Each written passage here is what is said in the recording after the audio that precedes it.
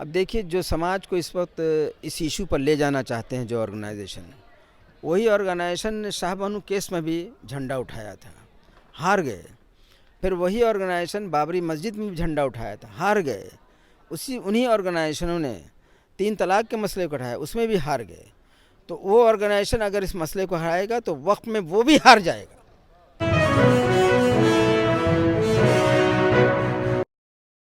नमस्कार, मैं हूं विपुल और आप देख रहे हैं डेमोक्रेसी एक्सप्रेस। हम अभी राजधानी पटना के बापू सभागार में हैं, जहां पर हमारी मुलाकात डॉक्टर एजाज अली साहब से हो गई।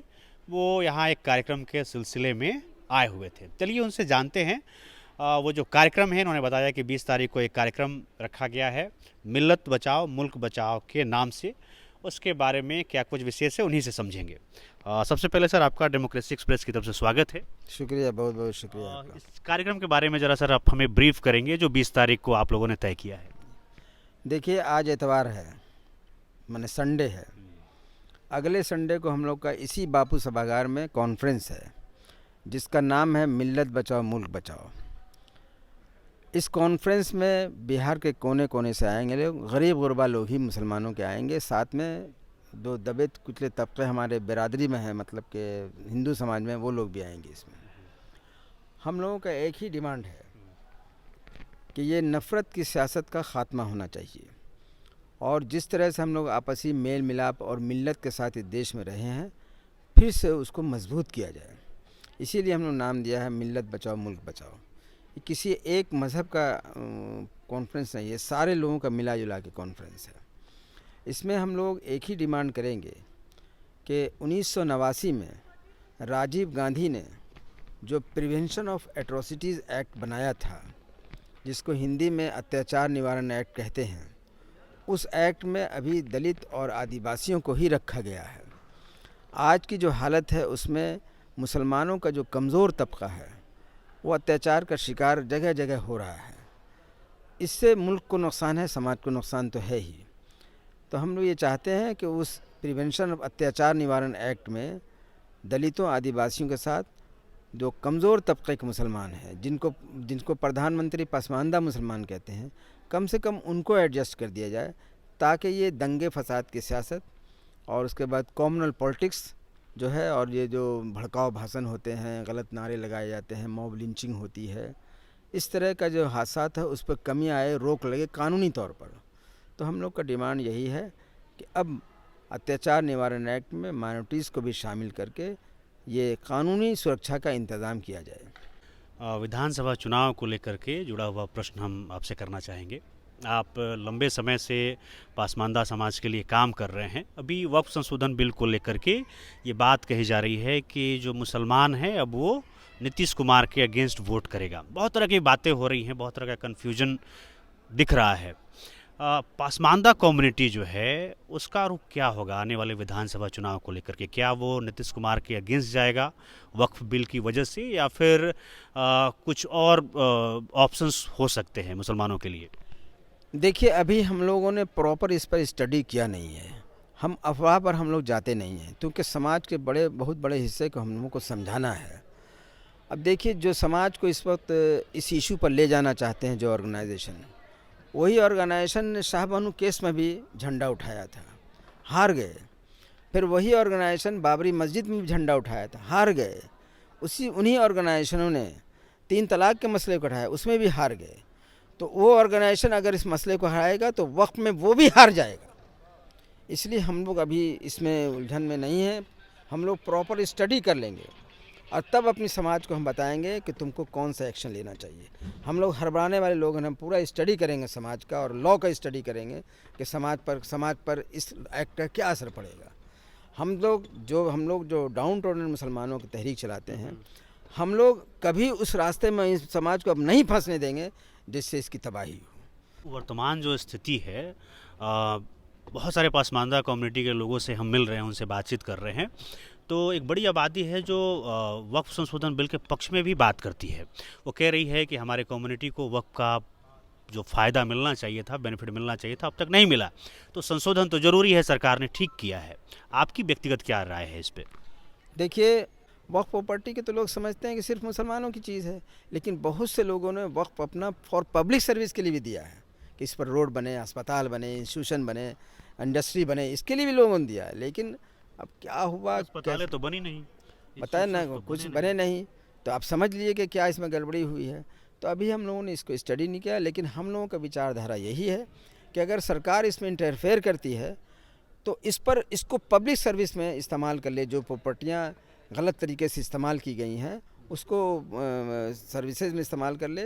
लेकिन सिर्फ हम इतना ही सरकार से रिक्वेस्ट करेंगे, और सरकार अपने भाषणों में आश्वासन भी दे रही है पार्लियामेंट में, कि इससे जो मजहबी इदारे हैं, जैसे मस्जिद हैं, मदरसे हैं, खानकाहें हैं, दरगाहें हैं, कब्रिस्तान हैं, और जो मज़ार वगैरह है, जो चीज़ यूज़ में है उसको सरकार उसको छोड़ दे, स्पेयर कर दे इस एक्ट से। अब बाकी जो प्रॉपर्टियां हैं जो नाजायज़ इस्तेमाल में चली गई हैं उसको अगर जायज़ इस्तेमाल में लाती है, और ऐसी प्रॉपर्टियां जिस पर गरीबों को बसाया जा सकता है, उनके लिए डेवलपमेंट का काम किया सकता है, उसको सरकार इस काम में कर ले तो बहुत अच्छा रहेगा। अगर एक्ट इस पक्ष में है, जो हमने अभी पूरा स्टडी नहीं किया, हम लोग तो इस कॉन्फ्रेंस में लगे हुए हैं, तो हम लोग भी पढ़ेंगे। अगर एक्ट इससे फ़ायदा सरकार पहुंचती है तो बहुत सराहनीय कदम है उसका। और हम ये चाहेंगे कि अभी भी आप पटना ही घूम जाइए ना, बहुत से जो दलित मुस्लिम आबादी है और रोड पर झुकी झोपड़ी डाल के रहती है, गैर मजरूबा ज़मीन पर रहती है। क्या इन आबादियों को, बड़ी आबादी, इन आबादियों को वक्फ की ज़मीन पर नहीं बसाया जा सकता था? सिर्फ वक्फ की ज़मीन पर कॉमर्शियल बिल्डिंग बना बना के कमाना ही उसका इस्तेमाल था। तो ये गलतियाँ हुई हैं सरबराहों से, और हम तो ये कहेंगे कि ये सरबराह हमारे ये समझें कि सरकार हमारे साथ कर रही है, लेकिन हम तो समझते हैं कि अज़ाब इलाही है। सर आखिरी सवाल, शुरू से ये लगता रहा है कि डॉक्टर एजाज अली वक्फ संशोधन बिल के समर्थन में रहे हैं। ऐसा इसलिए मैं कह रहा हूँ क्योंकि आप एक भी मंच पर दिखाई नहीं देते जहाँ पे इस बिल की खिलाफत हो रही हो। देखिए, मुसलमानों का जो मसला लोगों ने उठाया है वो दो तरीक़े का होता है। एक मजहबी मसला होता है और एक सामाजिक मसला होता है। हम लोगों ने मजहबी मसले को कभी नहीं छुआ, इसलिए कि आप इसे मजहबी मसला मानते हैं? लोग तो यही कर रहे हैं ना। चाहे शाहबानू केस हो, मजहबी मसला, बाबरी मस्जिद केस, मजहबी मसला, 3 तलाक, मजहबी मसला, वक्फ को भी लोग मजहबी बना के रखे हुए हैं। तो इन मजहबी मसलों पर सिर्फ सेंटिमेंट उभार के लोगों को गुमराह करना, ये हम लोगों ने कभी नहीं किया। तो सिर्फ यही क्या, बाबरी मस्जिद के मामले में भी हम लोग नहीं थे, शाहबानू केस के मामले में नहीं। आपका मजहबी मसला था जी, मगर वक्फ के मामले में इसको तो मजहबी मसला हम नहीं कह सकते। लेकिन शुरू से ही आप किसी मंच पर दिखे ही नहीं अभी तक, इसलिए एक बताया नहीं कि हम, ऐसा लग रहा था कि आपका स्टैंड शुरू से ही क्लियर है इसको लेके। देखिए, हम जो भी स्टैंड लेंगे वो अपनी एक बड़ी आबादी जो मुसलमानों की, जो एक्सप्लॉइटेड सेक्शन, जो मेहनत कश ग्रुप सर है, लेंगे या सर आपने स्टैंड पहले ही ले लिया है? लिया है, हमेशा लिया है, आज से नहीं, हम 31 वर्षों से स्टैंड लिया है कि जो हमारा मेहनत कश ग्रुप है, जो हमारा शोषित वर्ग है, उसको हम मेन स्ट्रीम में लाना चाहते हैं।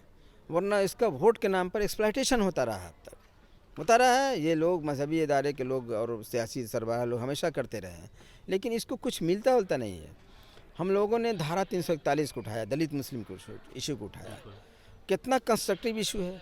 उससे समाज का ये बदहाल लोगों को शिक्षा का इंतज़ाम होगा, उनकी रोज़ी रोटी का इंतज़ाम होगा, उनके समाज में सम्मान का इंतज़ाम होगा, उनके रहने सहने का ठिकाना ठीक होगा।